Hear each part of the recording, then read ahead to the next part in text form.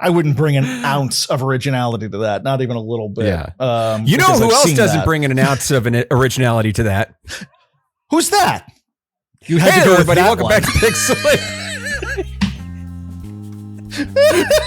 My name is Kevin. With me as always is Phil, and on today's show, we're talking Orson Welles' Falstaff. We're bringing Wine Corner back with Phil. But most notably, we're talking about what are we talking about? Doom 3. What's the subtitle? Worlds on Fire. Worlds on Fire. Worlds on Fire. How did we time that so well? Damn. God damn. Yeah. So we're doing that. We're talking about Worlds on Fire. But you know what else is not on fire? What's that? It's patreon.com/pixelitpod. That is not on fire. Go there right now and you could follow us for free. You could also give us $1 a month. That gets you access to hidden secret blogs. $5 a month gets you access to the pre-show bonus episode, and $10 a month gets your name shouted out at the beginning of the episode. And to that end, I would like to thank Jesus Loves You, Kyle Seaman, Ruthless Mutter, Middle of Things, Sigma Sal, Jack Beaks, Dammit, Thick, Langolier, and Friendly Friend. Thank you for being a friend. So go there today and join the Discord or whatever. Do it today. And so I was trying to see if we could move our hosting over to Patreon. If anyone noticed an outage last week, that's because I was fucking around with things. And so as far as I know, you can't do that yet, but I think it's something that they're working on. Like, you can actually have all of your episodes on Patreon, but they don't give you a proper RSS feed for it. It's weird. Right. Yeah. So that's tough.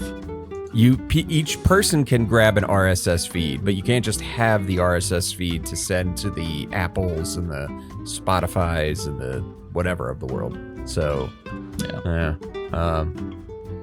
not gonna do that.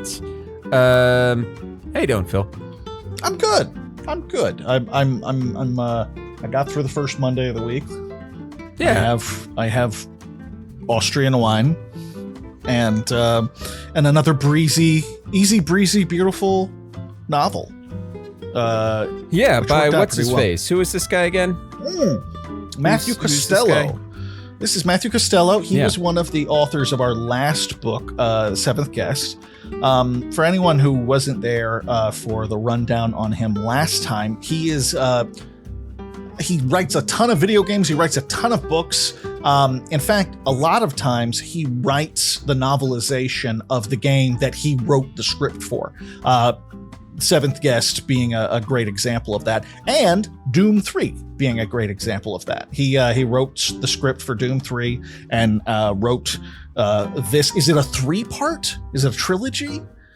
It's a duology. Duology. Okay. So he wrote that. He's also written. He does a lot of for hire work. He's done the Child's Play 2 and Child's Play 3, which I thought was really funny. Yeah. Got a kick out of that. I would like to read those to see how that does.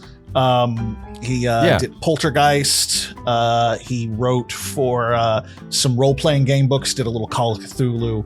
He wrote for the Jonah Hex role-playing game, because in the 1980s, there was a role-playing game for basically everything. He's a pretty prolific dude. Like, he's written a shit ton. He was nominated for a Bram Stoker Award way back in the day. He does a lot of genre fiction, a lot of horror, a lot of fantasy, a lot of science fiction, and so again, Seventh Guest. He wrote Seventh Guest, and turning our attention to the game that this is based on, he also wrote Doom 3. Yes. The game, like the actual plot of the game Doom 3, which, as John Carmack would say at one point in his career, plot in a video game is much like plot in a pornography. You don't really need it just to to quote him. Paraphrase But Carmack him. did work on this one, didn't he? He did, yes. Okay. It was his. It was id Tech 4, the id Tech 4 game engine. It was this new baby for Doom 3. Doom 3 basically throws out Dooms 1 and 2 in terms of story. It's very different in terms of gameplay. Doom 3 is darker, more focused on the horror. Literally, you need a flashlight. More focused on the horror aspect of everything. Instead of cutting down hordes of enemies, you're usually only dealing with a couple at a time in really tight corridors and rooms and stuff like that. It's also it's very dark, and the weapons are, how do I say this? The weapons are less fun in Doom 3. They are super less fun. Yeah. They take the combat in general is just not as fun. Yeah. It's very slow. Your shotgun, you'll find pumping a shotgun takes like 15 minutes. Fucking forever. Yeah. It's but still, it's a fun game. It didn't go over well when it came out, right? No, it sold a bunch of copies. It did? Okay. I remember people being angry about it. I think people poo-pooed the direction the game went in, but it still sold a lot of copies. Yeah. Oh, sure. And I think it was overall well received, but I remember being one of the it's fine type of players. So yeah, generally favorable. Came out in 2004 for pretty much everything, including at one point. Oh no, that wasn't what I was talking about. I thought that was Nokia. I was thinking of the Nokia little handheld device. Oh god, no, yeah. So and the books were released 4 years later. Interesting choice. Yeah. When did the there was a edition? Yeah, go on. Sorry. The BFG edition, which was like the revised version of the game, came out in 2012. Okay. There was a big expansion for it, though. Is that maybe it coincided with that? Yeah, so there is the expansion. There's this expansion called Resurrection of Evil. Mm-hmm. And that came out in 2005.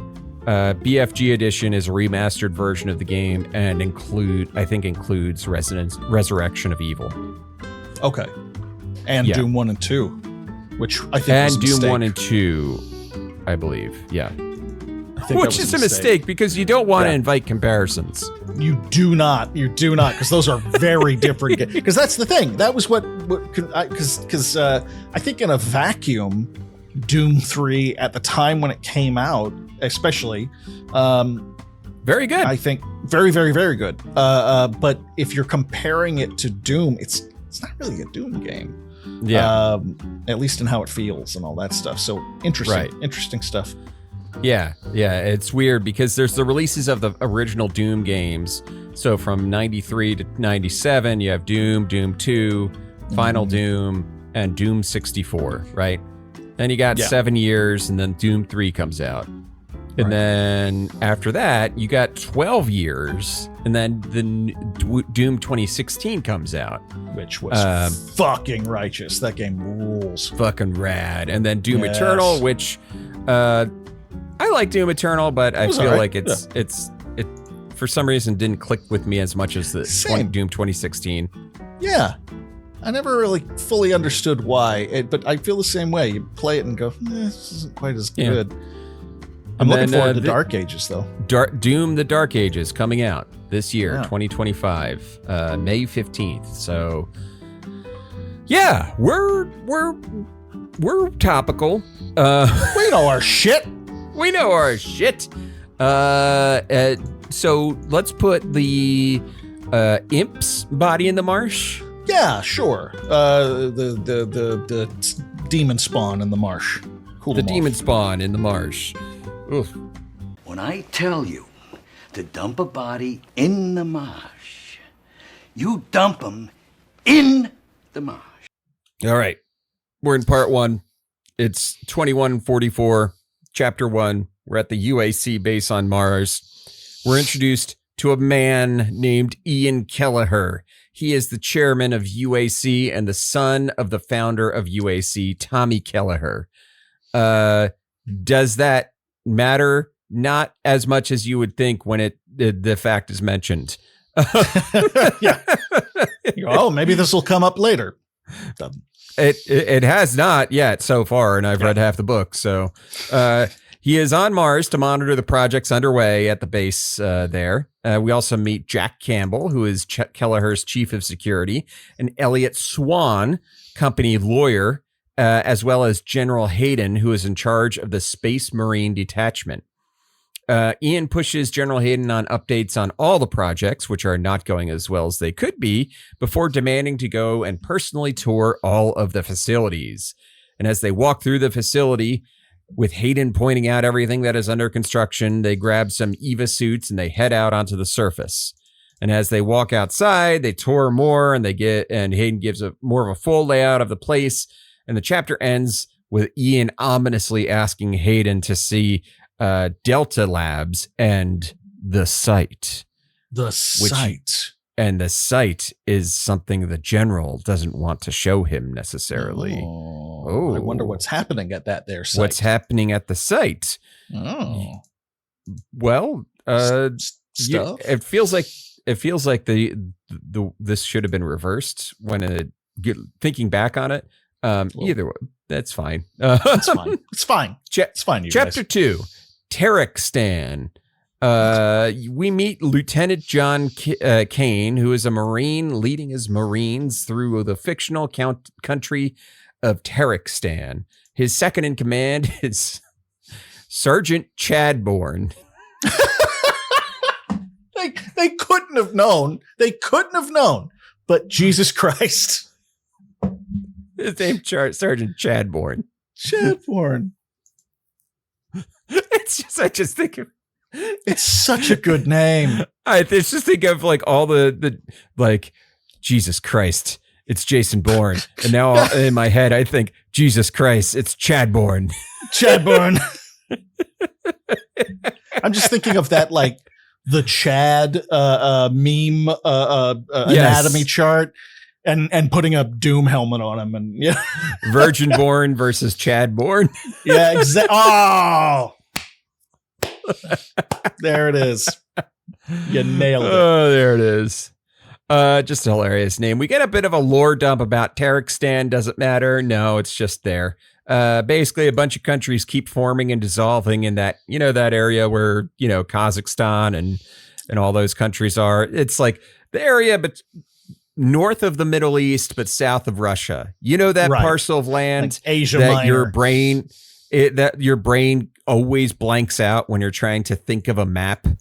Like you're like, oh yeah, it's like Saudi Arabia and Iran, and then there's Russia. No, there's a whole chunk of lands up there. Whole bunch. They are the stands, and now there's more of them. So topical. This book is also topical. Very topical. They have their oil, and the U.S. and Russian governments want it, which it causes the constant splits and stuff like that. Sure. Anyway, yeah. Squad's mission is to rescue a Marine unit that is trapped because everyone has turned on the United States. Also topical. Right.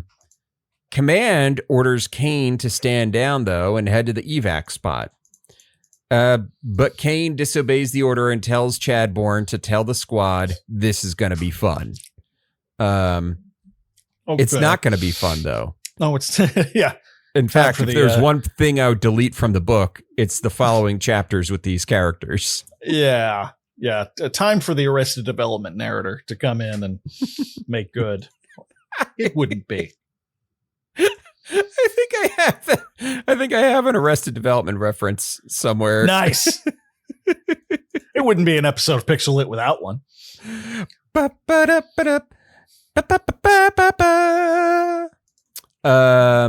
So yeah.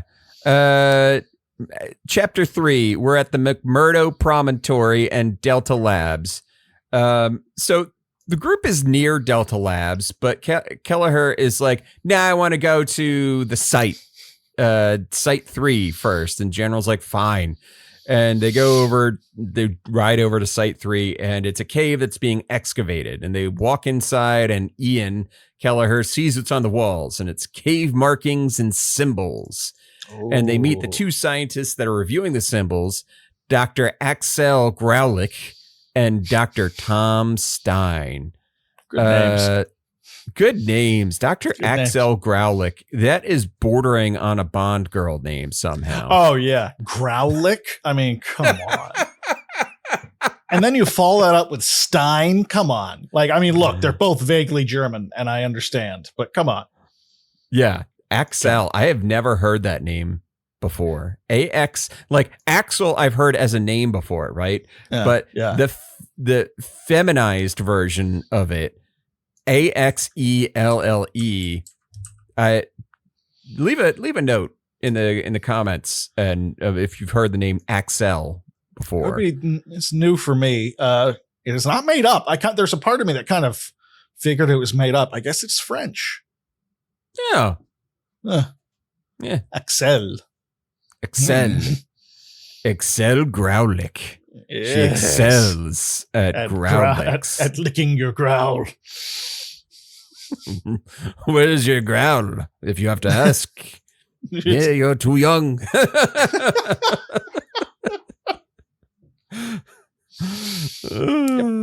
Yeah. So Graulich confirms that teams back in Palo Alto are working on figuring out a possible translation for the symbols, and that Dr. Betruger has been involved. Then Lawyer Swan recaps the plot of the Twilight Zone episode To Serve Man. Just beat for beat. Just says it. Like, doesn't even say that it's point. Like from the Twilight Zone. Yeah. Right. Just demonstrates it as a thing that exists. Yeah. He's So like, random. and then he's the only one who laughs at the end when he's done talking about it.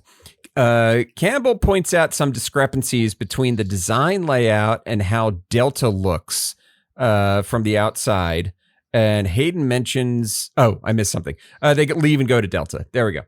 Campbell points out the discrepancies between the design layout and how Delta looks from the outside. And Hayden mentions that Betruger wanted a back door added for safety reasons. Don't we all? Chapter 4. Don't we all? Been there. But it's for safety. I mean, it can be, but you act like it isn't. That's what makes it fun. Hey, no respect. Chapter 4, None. Terekstan. Kane tries to plan out a method of extraction, but Command revokes all of his feeds. So he's like, fuck it. Then we get a lot of middling military movement stuff. Kane is trying to determine where the tanks are from. Are they from I was going to say Texas. Good Texas tanks. Oh, this is good Texas steel tanks. Oh, Austin, when will you learn? Are they from Russia or are they the knockoffs from China? Right. So before the chapter ends, Kane refers to the Marines as soldiers a few times. And then as they begin their attack, thinks we don't have a goddamn chance, and be like, Kane, why are you doing it, buddy? Why are you doing this? Why? Why? He goes into this knowing they're going into a death trap. He is a terrible leader. Like, for all they like, he even have moments where he clearly knows these people. Right. Yeah. He has 45 people under his command, right? Yeah. They are going to rescue 12 people. They come out with 24 people. He gets 30 soldiers to rescue 12. He kills 30 soldiers to rescue 12 soldiers. And I'm saying soldiers because he does. Right. And doesn't have to. Command has told him not to. In fact, yeah. And these are people that he knows. Like, you meet these people sometimes very briefly. But like, you meet these people and you get he knows background on them and he knows who they are and everything. And they just die. And he's just like, well, that's fucking war. Didn't have to be. Didn't fucking have to be, Kane, you fucking piece of shit. Jesus. It didn't have to be, you know? War is hell. No, war under a shitty leader is hell. Well, it's all hell, but you know what I mean. Yeah. It's worse under a shitty leader. It's worse under shitty leaders. Anyway, chapter 5, Delta Lab. The group arrives to meet Dr. Betrüger, who is clearly some sort of mad scientist type. They chat over budget increases, and Kelleher mentions that Swan will be staying up here to liaise with him. They move on to see some equipment and meet with Dr. Kellen McDonald, who is one of Betrüger's top men. McDonald, though, says seemingly has his doubts and refers to the setup that they have as a dog and pony show because they're not revealing the real thing to Kelleher. Then we get a diary entry from McDonald, who mentions that Betrüger only shows them Kelleher and the group vids of inanimate objects and doesn't reveal the weird things like polarities being reversed and ionic bonds changing. He also mentions that Betrüger hid the vids of the live test subjects. Ooh. As Kelleher is leaving, he mentions to Betrüger that he still has a lot to figure out about his goals of creating instant teleportation. Kelleher also has a bad feeling about whatever is going on in the lab. Right. Chapter 6, Turkestan, military battle stuff. Kane leads his troops into a terrible situation. A lot of people dying. Chapter 7. Yeah. That's it. That's it, guys. I'm just going to tell you, as the other guy who read this thing, Kevin is correct. That is basically it. No, not fighting demons, nothing like that. Just motherfucking like, all right, this is another war. Fuckers dying. Okay. Yeah. Over very little. Chapter Very 7, little. Mars. Kelleher, Swan, and Campbell begin debriefing. Kelleher is certain Betrüger isn't showing them everything after his experience of working with him on the Ion Engine project and how Betrüger kept changing the goalposts on success. Outside, we meet Private Maria Moretes. I had never seen that last name before. I looked it up. If it exists, it's not super common. I looked up a pronunciation. I'm going with Moretes. So she notices when the windows in the room go, she's like watching them talk, and then the general walks in and the windows go opaque. Then she starts talking to the other space marine who is on watch with her, Rodriguez, who is just a flirt and an asshole. Sure. She was a normal marine. She was a regular marine back on Earth, but stuck at a desk job and joined the Space Marines to think she could make a career and move up a little bit. Meanwhile, we learn more about Kellen McDonald and his family back on Earth. He is not a huge fan of Betrüger at this point. Him and Betrüger get into a protracted debate as to whether the new units that Kellen has made are ready to go. Kellen saying that they need a few more months worth of calibrations. Betrüger saying, fine, but we're doing a live test once everyone is gone. Fuck it. We'll do it live. Fuck it. We'll do it live. Chapter 8, Turkestan. More of Kane's troops are getting killed. He notices his best soldier, Cammy, and then she gets shot in the head. Then Chadbourne gets hit by a grenade and turned into red mist. Kane realizes this was a bad idea. Next time on Arrested Development. What?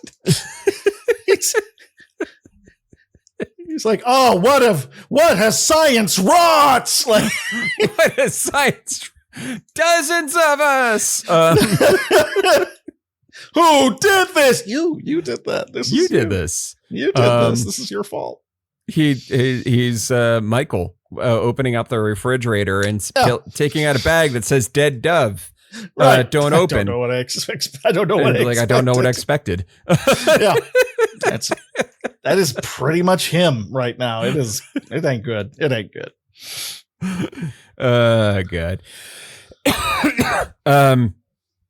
Yeah. So back on chapter 9 on Mars City, Kelleher mentions that he knows about the other experiments going on in the Delta Lab. Kelleher shows a slideshow of all the live experiments that have been leaked to him and the horrid mutations that occur on living animals. A mouse turned into a tapeworm thing, a cat with a clamshell head with teeth. Meanwhile, yeah, it's gross stuff. Yeah, it's good. It's pretty good. Meanwhile, Private James Walker is sitting in the cafeteria. He's planning something after having seen the nightmare experiments in Delta Lab, and he's had nightmares of becoming one of these things. Double meanwhile, in the caves, Dr. Stein gets Dr. Growlich's attention while they are working on cleaning up more symbols. He points out a pile of rocks that he realized is not a rock fall. It was put there intentionally to further seal off part of the cave, and that beyond there is another path down. Axel is not sure how she feels about this yet.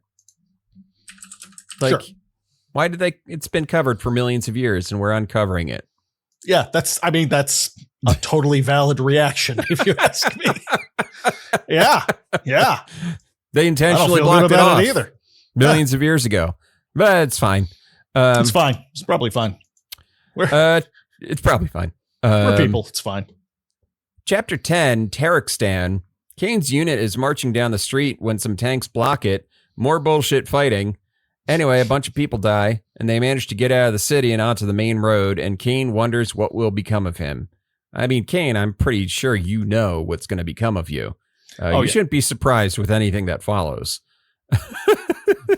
No one should be, really, to be honest. Chapter 11, Mars. Kelleher finishes showing the last of the clips, which leaves Swan feeling ill.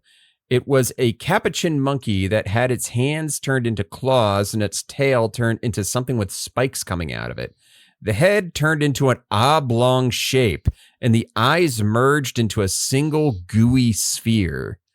A lot of good language in describing these things. It's kind of the same as Seventh Guest. Like, he's good at describing like horrifying shit. Yes.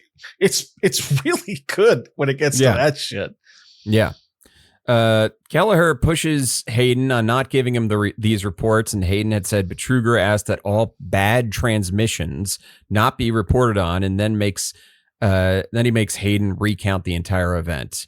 Meanwhile, back at the cafeteria, Walker is recounting the events of that day with the monkey and how Betruger threatened him with silence. See, this is like almost like a cinematic cut back and forth because I like this because Hayden is recounting this exact thing, but instead of coming from Hayden, we get it from one of the privates that was there who is clearly got some PTSD from seeing this happen.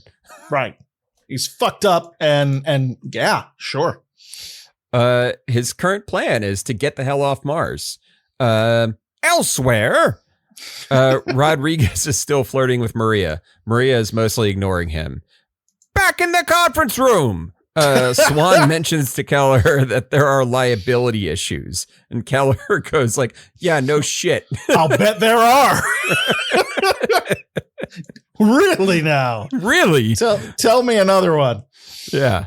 Kelleher also mentions to the general that he needs to keep on top of it and report back to him, and that Swan and Campbell will be kept in the loop as well. Then they leave the room. Chapter 12, Kane gets arrested. Chapter 13. I mean, yeah. He wishes Chadbourne were still alive. Don't we all? God Don't damn, we I all? miss him. I miss Chadbourne so fucking much. And his yellow Jesus Christ, mohawk. it's Chadson Bourne. It's just... Oh, you've gone too soon. Gone too soon, A Chadbourne. true hero. A true hero. Mhm. Yeah. Chapter 13, we're back on Mars. As they leave the conference room, Maria and Rodriguez accompany the group with Kelleher to escort them to where the shuttle is waiting. Meanwhile, Walker is in wait. He walks into reception, an area he is not cleared to go, but he knows there will be a slight delay before any alarm sounds. I actually really liked this if-then flow. Like, he knows the security system is going to be like, well, this person is not cleared. I need to check in to see if he had like temporary clearance. Like, it goes through all these checks, and he's like, and he goes, I know that while it's going through all of these checks, I have time to do the thing I'm going to do before the alarm sounds. It's clever. It's genuinely clever. Yeah. Yeah. Kelleher and group continue walking and talking about how information will flow like spice. If you weren't going to make the reference, I was. So glad it was you. Whoever controls the information controls the UAC. Lucky them. Lucky them. Suddenly, Walker takes Kelleher hostage, and they start walking towards his shuttle. Walker wants Kelleher to just take him off the planet. He's like, just get me off this planet. And he's like, everybody stop following us and put down your guns. And Maria decides to be a hero and leaps at Walker and fighting him. But Kelleher is, I guess, shot. It's not very clear. Yeah. He's wounded and bleeding. But yeah, he's shot in like the shoulder or something like that. And Hayden's like, and there's a comedic moment of like 1,000 Marines jumping on Walker after Maria takes him down. And Hayden tells her that she needs to report to quarters because she's in trouble.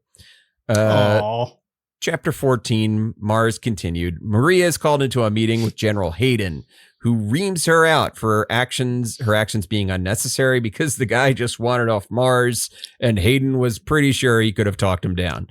I mean, Hayden's like, and by the way, I can't hear any dialogue from General Hayden without imagining it in Samuel Hayden's voice from Doom 2016.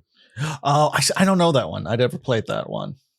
Or Doom 2016 or Doom Eternal. Oh, sorry. I heard Doom 64 in my head for some reason. Yeah. Okay, yeah. Who did voice Sam? Who voiced Samuel Hayden? Darren DePaul. Oh, okay. Okie doke. Okay. I believe. He's also Reinhardt in Overwatch. Oh, cool. All right. Yeah. One of the characters from that game I remember. Yeah. Me too. Reinhardt. Aside from Tracer. Well, yeah, Tracer's kind of the obvious one. Yeah, I because of all the porn. Yeah. I mean, look. It's just Phil played Roadhog because of all the porn. Because all the porn. They have a striking similarity. I'm just saying.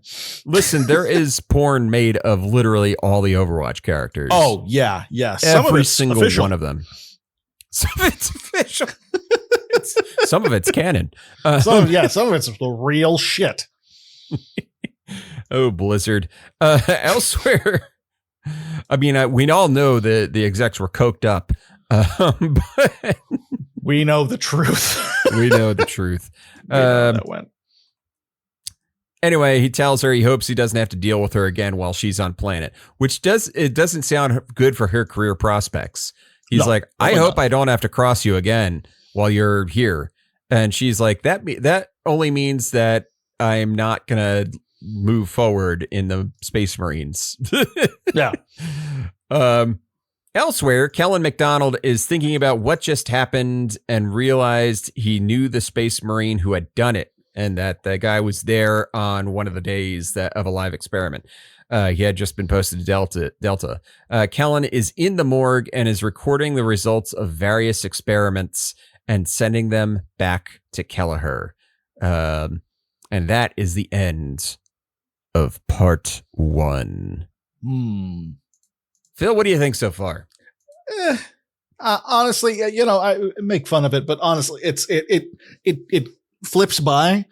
It's nice and fast paced. I question the entire first third of the book not having demons in it. I feel like we could have gotten into, it's very much of its time, much like the game that it's based on. And but so I know that we have our Uber soldier, our Ubermensch here, who's the big brawling badass, and we want some kind of, not flashback, but like a separate sort of thing where we get to see him demonstrate what a badass he is before the shit hits the fan. That's kind of unrelated. But that didn't have to be an entire third of the book. No. I guess the idea is that that's probably why he's going to end up on Mars, because he was like, it's the only gig he can get and all that stuff. And that's fine. That's honestly very good. I don't know if it needed, I think this part could have been slimmed down by maybe half. But he's a good horror writer. Like when we get the spooky shit, it's genuinely effective. I would have preferred just give us the Mars stuff. I mean, which is so crazy, right? Yeah. Like, because I don't care about the soldier dude. Like, right. You would not expect that to be the case. Yeah. In fact, he could have pulled a fast one on us and just been like, actually, in this version of the story, Maria is the main character. Cool. Why not? Cool. None of this so far occurs in the game.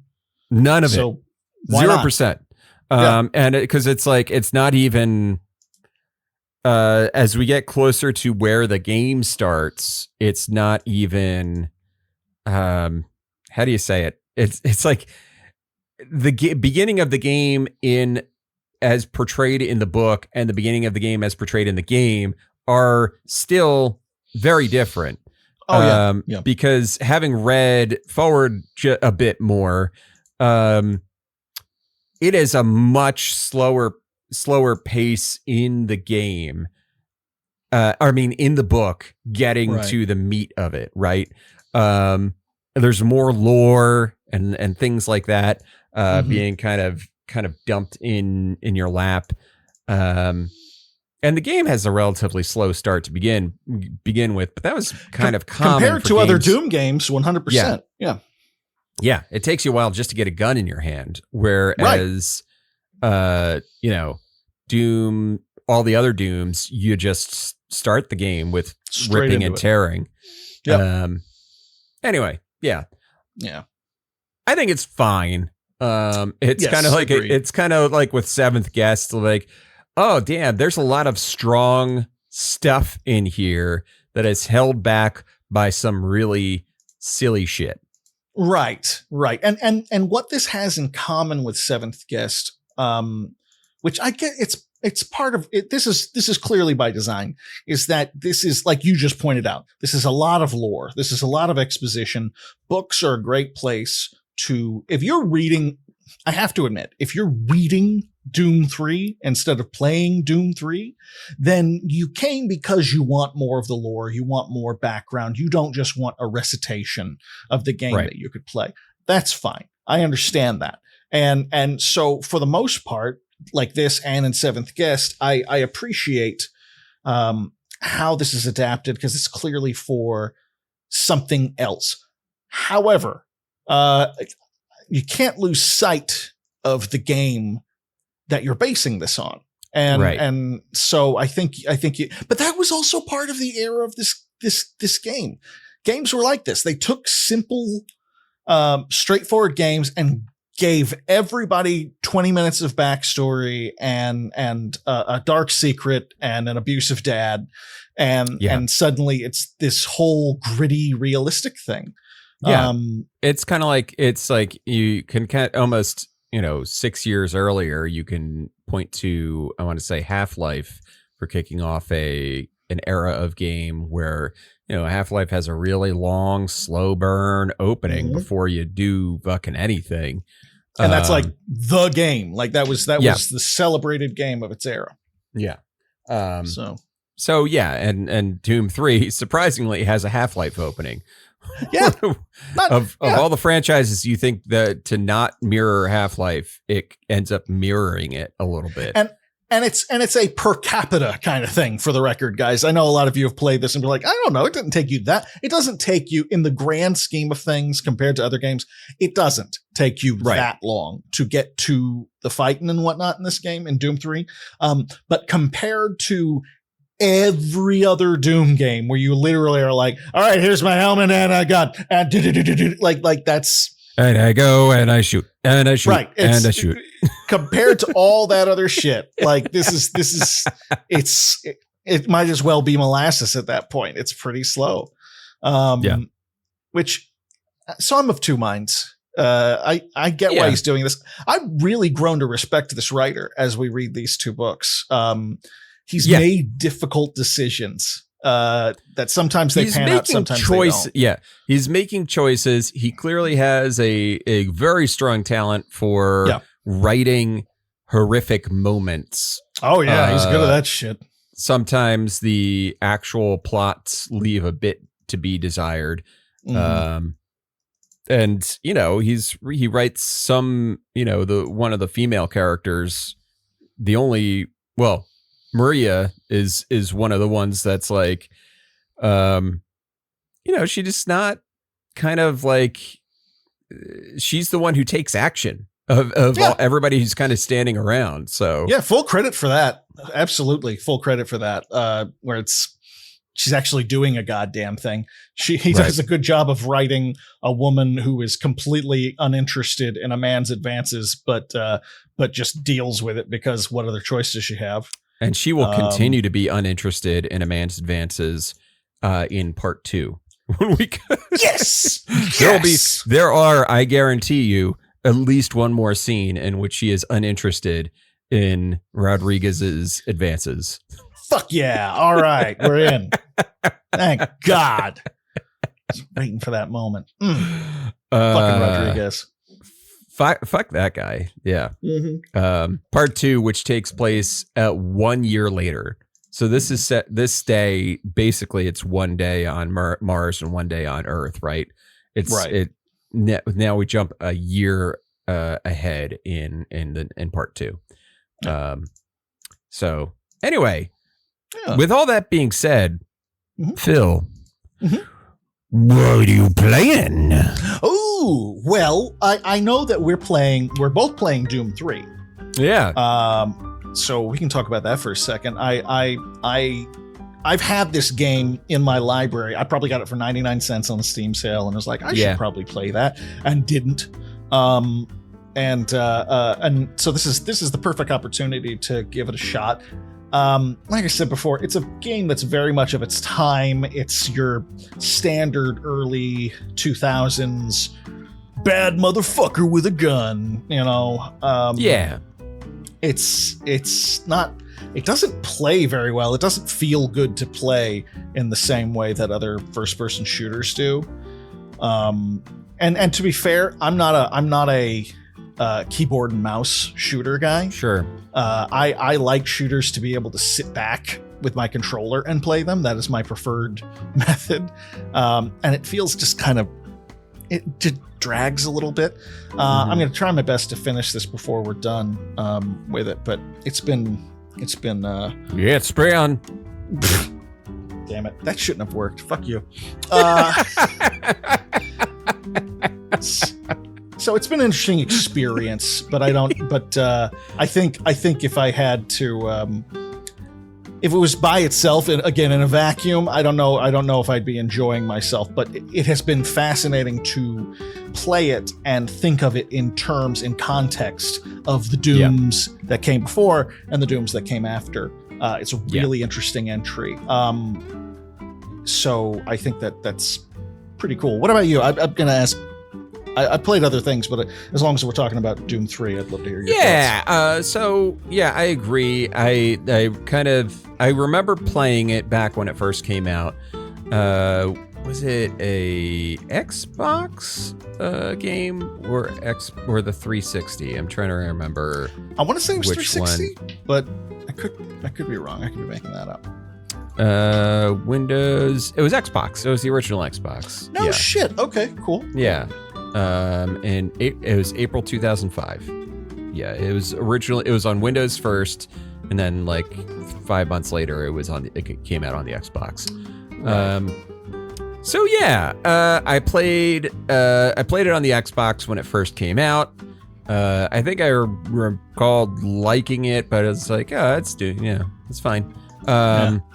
I remember when it came out, it had like you had to choose the flashlight or the gun, and a mod came out to do it, and finally the developers are just like, oh fuck it, we'll just remake the game so that the flashlight is just always an option. Yes. So I believe that was a thing at the start. So yeah, I agree. I feel like it's one of those games where you feel like you should be able to dodge around more, and you can't. I've found as I was playing, is like, okay, I just kind of keep circle strafing and not get hit. But to me, it looks like it should be almost. It has the vibe of a cover shooter, and the speed of a cover shooter, with the intention that you actually are supposed to play it more like the old Doom games, but it also is slower. Like it's a weird amalgamation of a few thoughts at the same time. Like it isn't a cover shooter. You don't have cover. You just got to keep moving around. You're gonna take hit after hit after hit. Like there's health and armor pickups everywhere. You're gonna get hit a lot. You do your best to kind of avoid them, but so that's kind of where I'm at with it. I'm 90 minutes, I think, into the game. It took a while for me to get it to launch. Apparently there's a glitch in it where it doesn't understand that you'd have a second monitor. So if you have a second monitor on your computer, it crashes instantly. Oh, weird. Okay. Yeah, you have to like trick it to get it to play properly on a laptop, which I figured out how to do after an hour of fucking around. Finagling. Yeah, finagling. Like, okay, well, it has to be it can't play full screen on a computer with a second monitor. Interesting. Okay, just shuts its ass down. Okay. It shuts itself down. It's real weird. I don't understand it, but I eventually found people who were, having the same thing, and there was a bunch of different fixes for it. I just got it working one way, and I'm leaving it as is. Don't touch it. Just like I did it. Yeah, leave it alone. Leave it alone. Leave it alone. Yep. Yeah. Doom 3. So what else? What else are you playing? Well, I'm playing. I'm still playing Civ 7, which remains good. Sure. It's good. It's. I'm enjoying the changes still. Nothing really much to report there. Pretty good. I'm playing more Keep Driving. I think a turning point for me came with that game when I realized that when you get to the festival, the music festival, the game does not end. In fact, it's not even there are multiple endings in the game, and it is not one of them. It's just, I dropped everything. I ignored everyone. I did everything that I could to just get my ass to the festival. That was my whole thing. And I got there, and it was like, great. And on top of that, you don't realize how slow these days are going. You only have a month, but the days go by. You have a lot of time on your hands. So you were talking in the last episode about like, should I turn around and go back? This guy wants to go over here. Yeah, that's the idea. And you're backtracking a lot. You're going all over the place. And the problem is the more you drive, the more your shit can fuck up. So when you are playing it at first, it feels like this mellow indie rock college summer adventure, which is what turned me on to it in the first place. And the longer you go, the more it's like, oh, fuck, like just everything, every, there are so many ways you can fuck this up. And it made me realize when you create your character, one of the things you can choose is your relationship with your parents. And that is essentially the difficulty mode. Because that's hilarious. Yeah, because when your shit breaks down, you have to call your parents. You call one or the other of your parents, and they can bail you out. And it bails you out. They give you like $200 and like take care of your car, give you a little gas. Oh, it's just like being 19. Your parents fucking bail you the shit out, and it's very valuable. Oh my god! But it's. So if you have a great relationship with your parents, they're more likely to pick up and help you out. And the more of a bad relationship you have with your parents, they might just not pick up and you're left on the side of the road, game over. Oh my God. Fucking, it's a great game. It's a really well-designed game. It's a really clever game. There's a lot of brutal elements to it then hidden underneath the mellow vibes of it.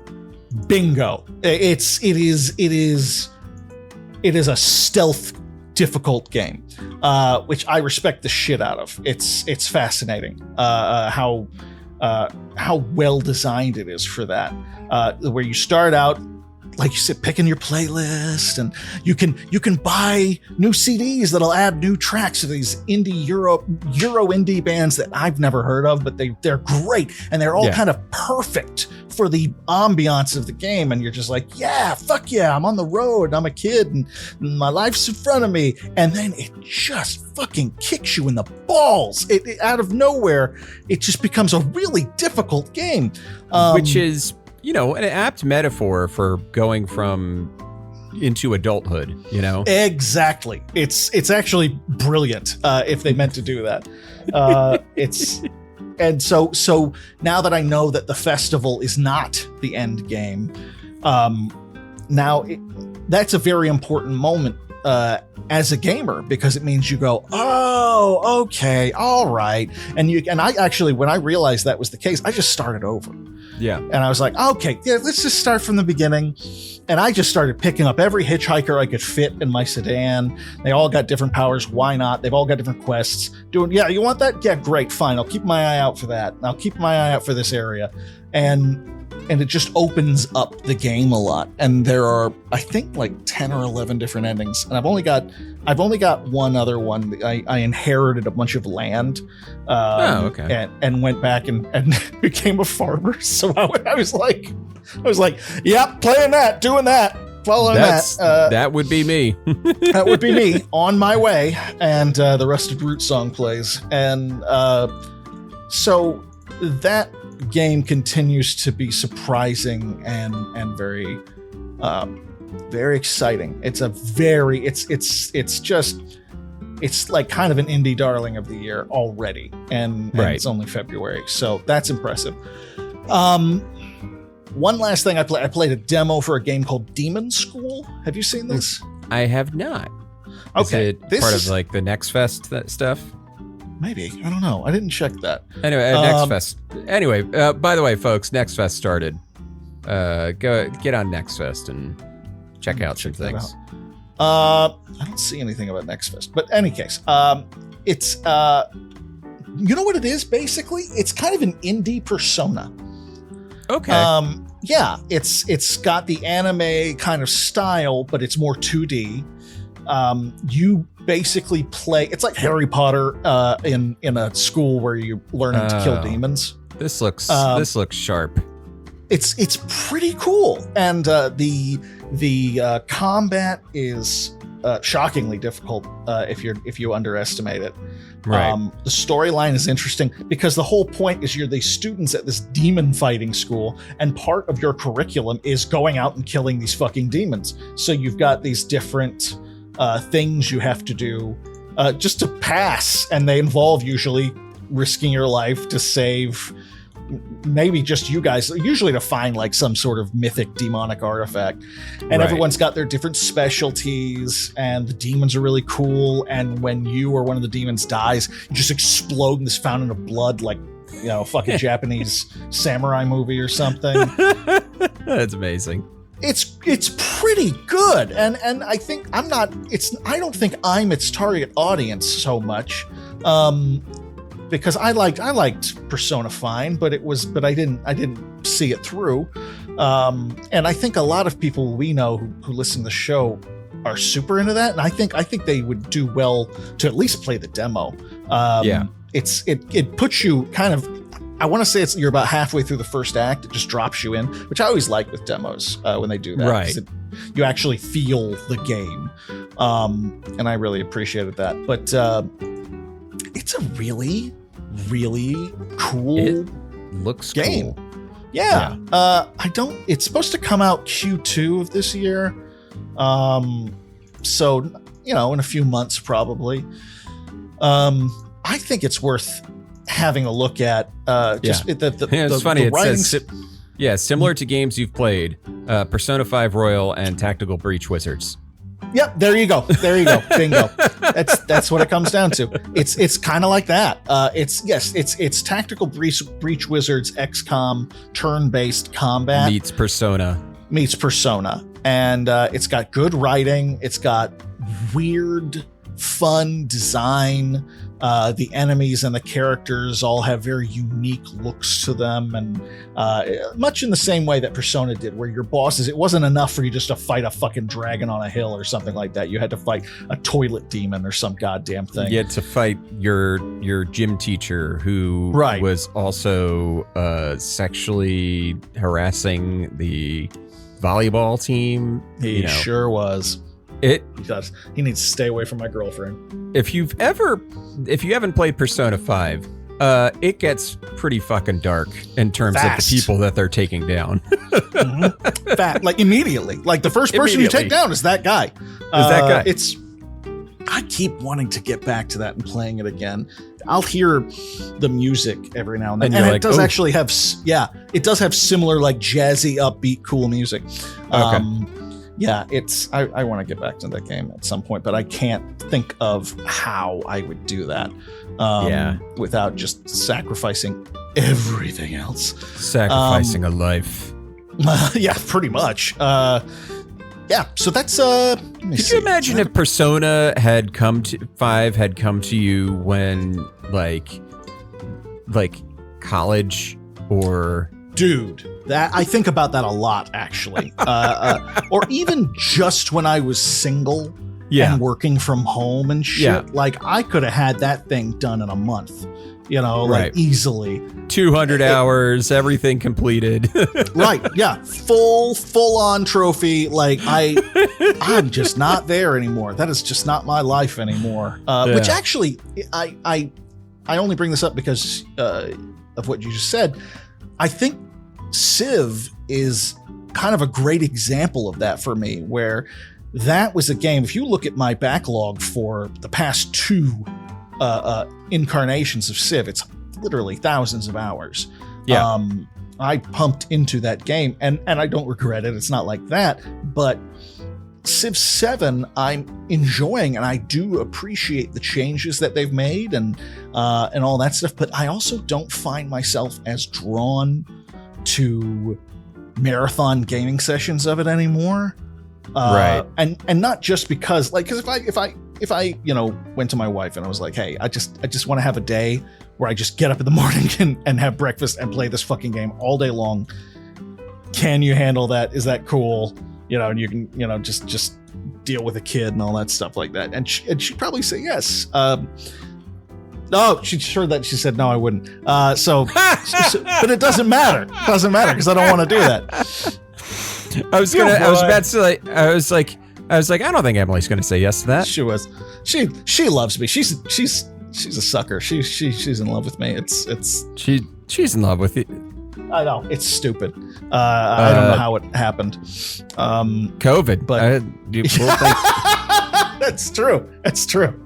That was a big part of it. I won't lie to you. when you've been on 3 dates and suddenly a global pandemic hits and you're like, I guess we'll move in together. Like, yeah, I guess we'll spend the rest of our lives together. That's how it happened. It's worked out so far. But I'm not, I'm at a different point in my life now, where I'm just not as drawn to that experience as much. I still really enjoy the franchise and I'm enjoying playing it, but it doesn't elicit the kind of like addictive quality in me, you know? Yeah. So that's interesting. Okay. So Kevin, what are you playing? Yeah. So pretty much this past week I've been playing Avowed. Okay. Yeah. It's a lot of fun. If you haven't played Avowed, it is the third game in the Pillars of Eternity series. The first 2 Pillars of Eternity games were more of like an isometric, party-based RPG game that it wasn't turn-based. It was action, and you'd like cast spells and all that stuff. But yeah, both Pillars of Eternity 1 and 2, massive games. Avowed is more of a Skyrim-like version of a game set in the same universe, where you play a character called the Envoy, who is sent from the Emperor of the Adirian Empire to go figure out what is going on with this weird disease that is killing plants and animals in a place called the Living Lands. I love it. It's a lot of fun. It has really good combat, much better combat than any of the Elder Scrolls games have ever had. You could have, parrying. It has guns. Nice. As Harry, video games are bad. Harry released today a video saying Avowed. It's just a video that's just Avowed. It has guns, I think is the title. You can always count on him. He goes into, if you want to, the AI overview for Avowed says it's, some say Avowed is mediocre. I'm looking for the name of the video. The title of the video is Important Avowed Has Guns. It's on the channel Video Games Are Bad. Go good. Check it out. It actually does a much better job of selling you on the game than I ever could. That's good. So I've been playing Avowed. What else have I been playing? I played a demo for a game called Deck of Haunts on Steam Next Fest. Ooh, okay. I was looking forward to the demo. I actually had the game wishlisted based on like the initial pitch of the game. Mm-hmm. So you play as a haunted house. It is a roguelike deck builder, and you play as a haunted house, and your goal is to scare or kill the people who enter your house. Okay, what's this game called again, real quick? Deck of Haunts. That sounds fucking excellent. Holy shit. But it felt kind of boring to play, if I'm being honest. UI is fine. It's a little meh. The actual loop of what you're doing is not super interesting, and it feels like you can feels like you don't have to try too hard in order to beat a lot of the scenarios. You can kind of just blitz your way through them with just throw this card at this interloper and then they die. Right. So I feel like there's some balance issues in there. And there's a few mechanics that just felt like underwhelming or not super well explained. It also hits my, this is a Microsoft Word default font in the UI penalty. Yeah. You know what I mean? Boy. You know what I mean, right? Yep, I do. I do. It's like, I don't like this font in the UI.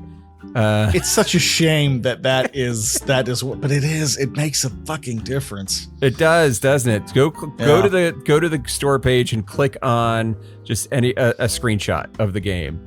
You'll see what I mean. Oh man, let's see. Dick Hearrrts. Let's see. Yeah, I'm done with that. Oh fuck yeah. You see what I mean? Oh yeah. Fonts just kind of It shouldn't matter, but it does. It does matter. And maybe that's something that they will change or improve with the full. Yeah, I mean game. it's I mean that's the thing is like this is the demo. It's weird. The demo has its own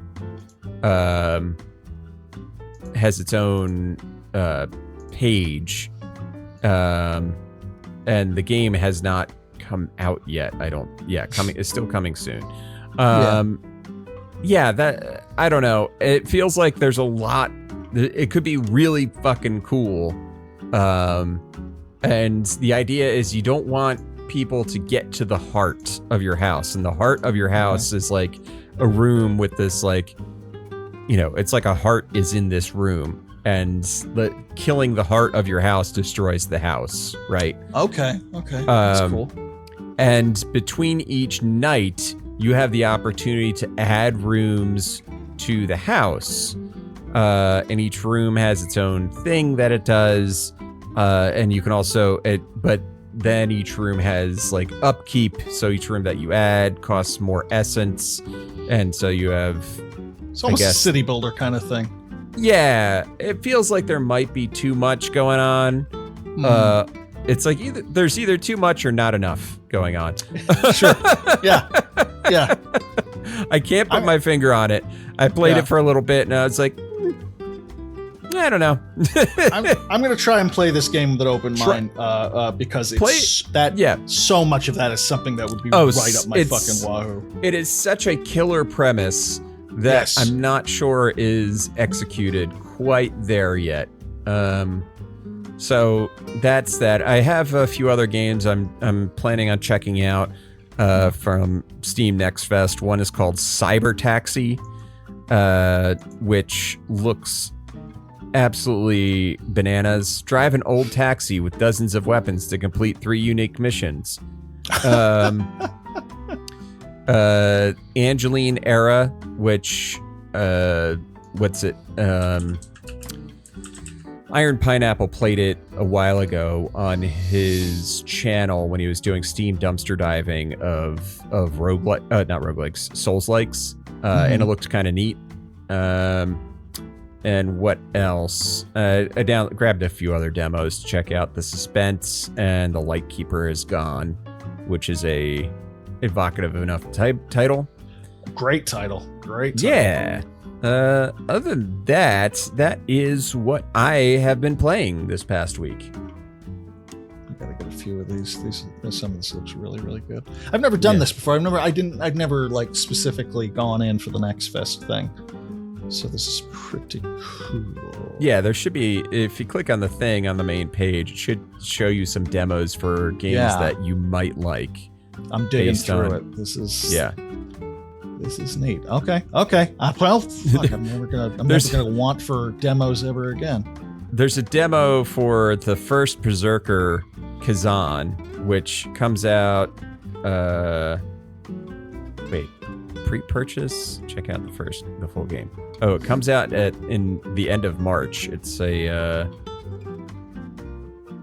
demo itself is 30 gigs. Holy shit! How does that happen? I don't know. It's like it's a AAA title or something. I don't know. I was just Good like, what? Lord. I don't. I was like, install demo, 30 gigs. No. Yeah, maybe not. Maybe later. Some other time. Maybe later. Please. Maybe not. Good Lord. Yeah. That's a lot of gigs. It's a lot of gigs. Yeah, and then you know what? Eternity's Echo Patient Zero. Yeah, I'll download that one. Sure. He is coming. That looks really good. That looks weird as shit. Okay. Yeah. Steam Next Fest, folks. It'll be running for a few more days after this episode airs, so go ahead, hop on Steam and check it out. And that'll do it for tonight's episode. If you can, follow us on Blue Sky and go over to the YouTube page and subscribe, like, and leave a comment. Really helps us out. And hop on the Discord and chat away with us. It's always a good time. Phil, do you have anything you want to say to the people at home who are wondering how to deal with Ryan Seacrest as the host of Wheel of Fortune? I know it's been, that's a big one. It's been about 3 months now since he took over. And don't get me wrong, Pat Sajak is a reactionary piece of shit. He's a monster. He's a monster, but he also was a calming influence. He was our monster. He was our monster. So I'm glad you asked, Kevin. So this is what